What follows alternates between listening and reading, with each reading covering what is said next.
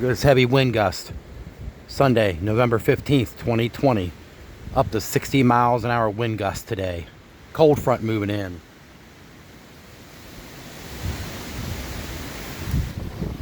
Woo woo. There you go. Look at them leaves fly around.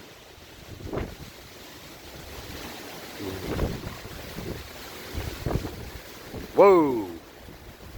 55 degrees out, but that with that cold front coming in, feels colder than that. Look at that. Look at that.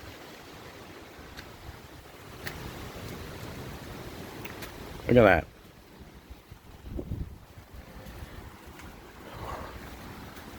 that. Sun's popping in and out.